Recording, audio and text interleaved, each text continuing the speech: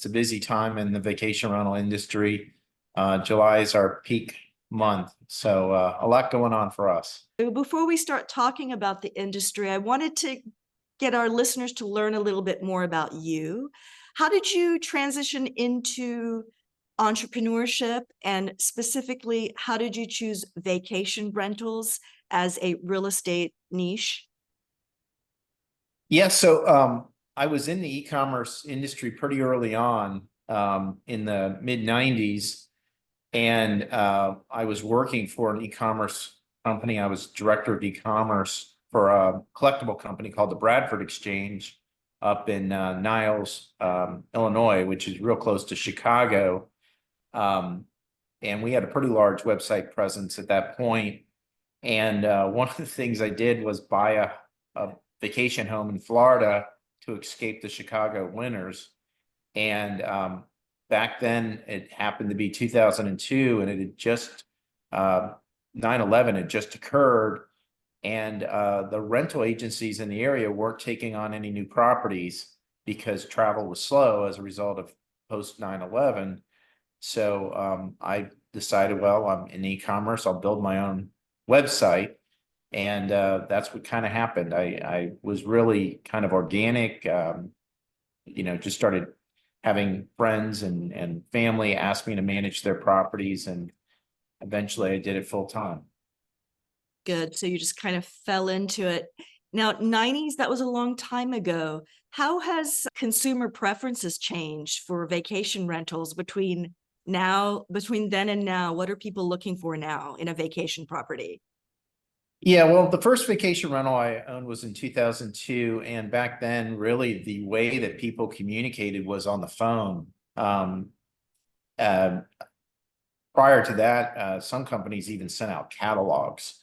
But the phone was the big way of communication, and the way people found out about vacation rentals, or at least where I really leveraged, was the internet. And at that point, companies like VRBO, which are pretty big now, were classified sites like Craigslist, and you would pay to be on VRBO, and then you would put your phone number or email, and then you would be, talking to guests or corresponding with them with email.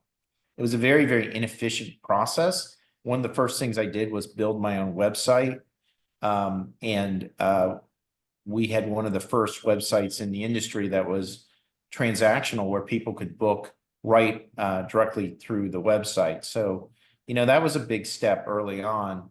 And, I used my technology background to get something where consumers had a lot easier time of picking a vacation rental than a classified listing site. You went from one unit. How many do you own now? 7,000? How many units do you own now? I don't own 7,000. We manage a little under 7,000. I do own some properties up in Gatlinburg market, so I still do own rentals. But yeah, I don't own 7,000. That would be a lot. Okay, so you managed one, and then you went up to 7,000 units. What strategies have you employed to leverage to that level from an entrepreneurial perspective? Like how does one get to that? Well, it's steps at a time, right? So I didn't start from one, and what I did was I started to build up properties under management through people I knew, through sending out information to property owners. And then starting in 2009, when there was kind of a banking crisis, I started to buy one company a year. So we did quite a bit of acquisition and mergers. And later, I was able to bring in private equity to help me grow and build. And what we did is we bought property management companies throughout the country in different markets to create diversity. So we're in 10 states throughout the United States, in about 30 markets.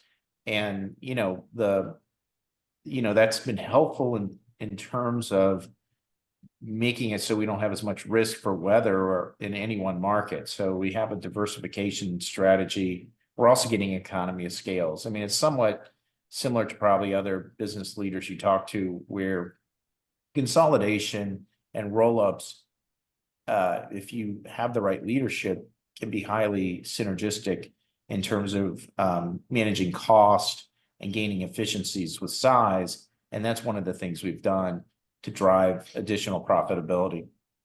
And what about technology? What technology are you using now? So we're still using hosted systems. Again, my technology background, I just decided early on we were not going to build technology. We thought our core competency was technology enabled. So we use hosted systems, and then we take APIs,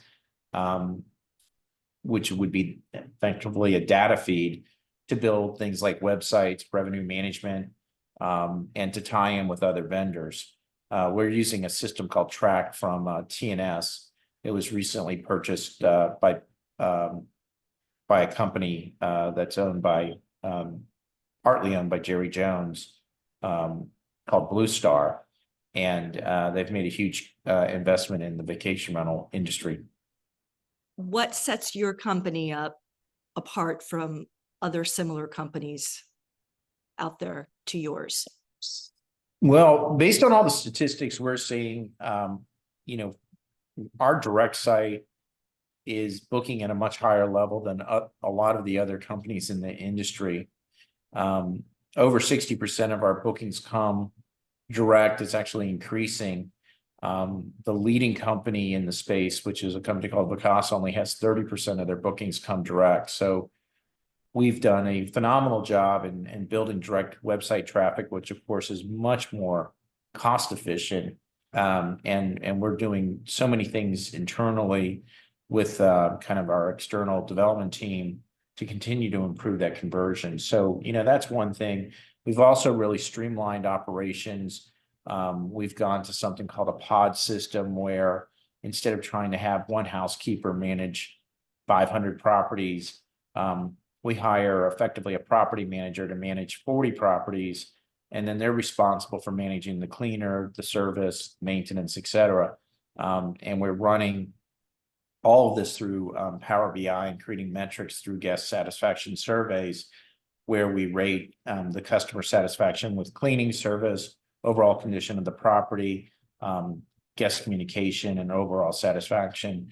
And then we're able to run scores per taking a look at each pod, each market, each state, et cetera. So, we've kind of taken a very metrics approach to driving and improving our operation and customer service. And that's always a data-driven approach is always the best approach, because you can tweak and monitor and improve upon yourself. Yeah, absolutely. So let's address listeners that may want to get their first rental property. What advice would you give someone just starting off wanting to do that? Well, there's a lot of things they can do, but I'd say the most important thing is to run some back of the envelope math. You're going to be looking for about a 10% return in rental income per purchase price. So if you buy $1 million rental property, you would want it to gross about $100,000 a year. And that's kind of like a 10% cap. It's kind of a crude way of looking at it, but it's a back of the envelope just to make sure you're looking at an area where you can get the right return. Then once you kind of figure out the area, some of the things that I think are pretty common sense, you want to buy a property with a swimming pool. Those properties in many cases do double the income of properties without swimming pool. You definitely want to be buying a property where you're close to the attractions. You don't want to be so far out that people are having to drive too far. One of the things that happened after COVID is vacation rentals became very, very hot, or people had cabin fever and were booking anything. Well, people were buying anything, and that turned out to be a mistake. As consumers have reverted to a more normalized travel experience, they want something that's close to the amenities, that have, in cases like a pool or large amount of bedrooms, et cetera. And those are the properties that continue to book. So those are just top level, things that I can throw out. What about the importance of marketing? Well, I mean, you could try to rent by your own, and we have had owners who do that. I think they're having a tough go now, that the market has slowed down. You're better off finding a property manager, and the way to do that is find 2 or 3 or 4 property managers in the area and let them come out and bid for your property. And, you can take a look at the commission, the service, the way they market, et cetera. And, find a property management company that you're going to be comfortable with. That's the best way of handling it because, vacation rentals, it's not like long-term rentals. I mean, you're constantly having guests arrive and depart. There's a tremendous amount of maintenance and cleaning issues. It's not easy. And a lot of the markets we're in, these resort markets like Gatlinburg, Deep Creek, Hilton Head, they have pretty severe labor shortage. So you want to use a professional management company. It's worth, the commission rate to do that. And they tend to outperform by far someone trying to do this on a rent by owner basis. Yes, as a vacation owner myself, I completely agree, definitely. Now, I was reading that cities are cracking down on short-term rentals because it's driving housing prices up. What are your thoughts on that? Has that affected you? Well, we've tried to avoid areas that are having those issues. This is somewhat a a false narrative that vacation rentals are creating housing shortages. Housing shortages have been created because of the lack of the willingness for communities to allow density. The statistics I read is there's 1 million houses per year deficit. When I say houses, it could be a condo or an apartment or whatever, but it's 1 million per year, and that's compounded. And that's been happening ever since 2008, when we had the housing market kind of implode, and for years, new houses weren't even built. And then all of a sudden, when developers wanted to go build, they were facing all kinds of restrictions from communities and planning boards who didn't want density. And so it's 1 million a year. And how do you come up with 1 million a year deficit? It's a result of 2 things, really. One, the population's growing. You definitely have, a surge in immigration, so that is chewing up housing, and then people are living longer. So all of these factors are creating a situation where, there's a shortage of housing, and the only way you're going to be able to get out of this is not by trying to say that the give or take 2 million vacation rentals in North America need to be converted to annual. You need to start building houses, apartments, condos, and that's going to be best. And the only way to really do that is with density. All the major urban cities in the world are going dense. They have, tall buildings with condos, et cetera. And that's really been resisted by a lot of these areas. So, surprisingly, by people that are some of the more progressive politicians. They're the ones who have really vetoed or caused developers to not want to develop in those areas due to all the permitting and all the hoops they have to jump around. We've stayed away from those areas. Like That's California? just what, yeah, California is a great example. I mean, one of the reasons why it's so expensive to live in California is because of the shortage of housing.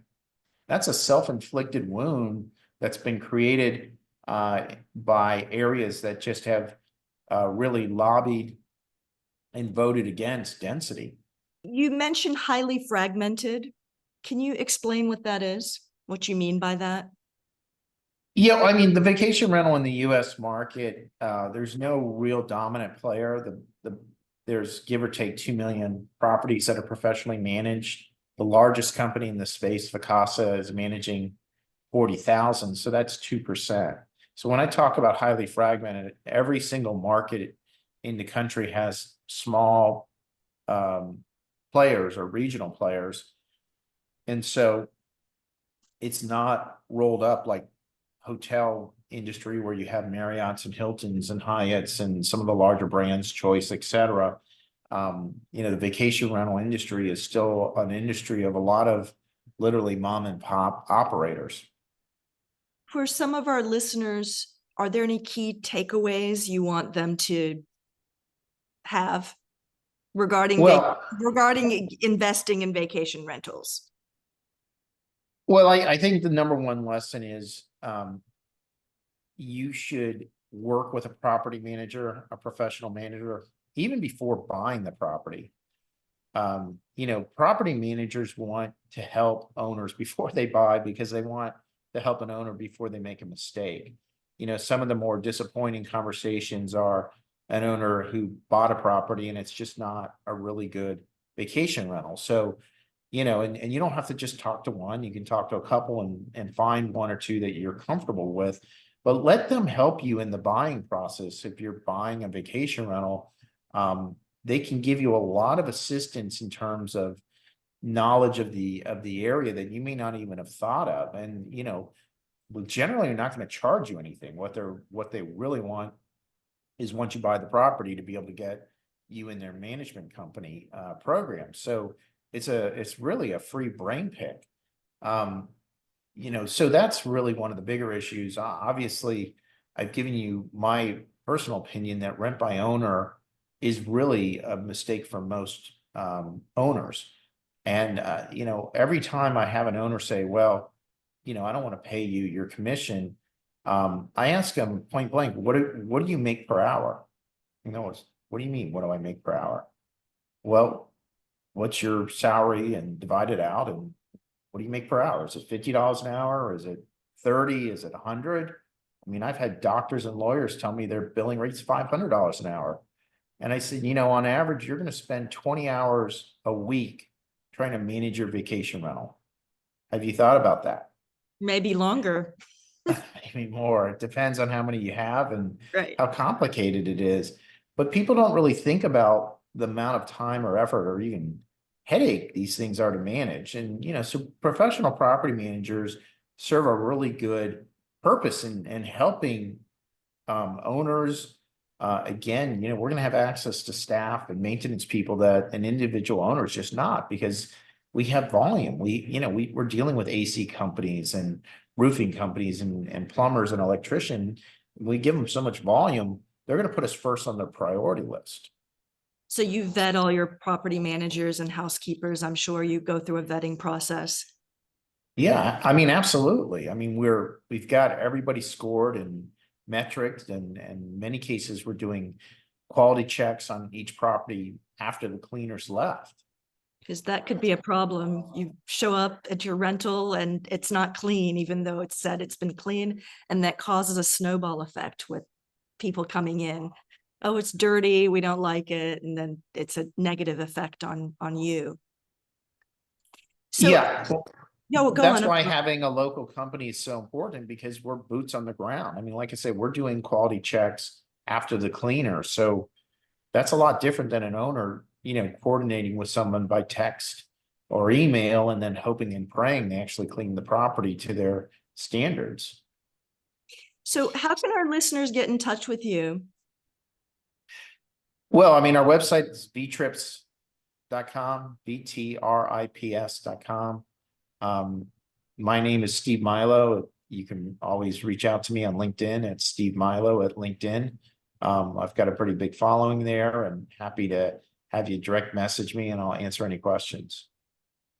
And one last question I forgot to ask. Are you planning on expanding into new markets from what you currently have, or what are your plans the next few years for your company? Not right now. We're in a bit of a consolidation period.